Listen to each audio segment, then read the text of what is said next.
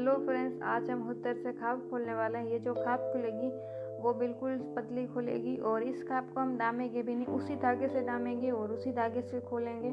और एकदम पतली खाप कैसे खोली जाती है वो आपको इस वीडियो में सीखने को मिलेगा। तो चलिए फ्रेंड्स, वीडियो शुरू करने से पहले यदि आप चैनल पर पहली बार आए हो, चैनल को जरूर सब्सक्राइब कीजिए और आप हमें इंस्टाग्राम पर जो फॉलो कर सकते हो। हमारा इंस्टा यूज़र नेम है गीता333।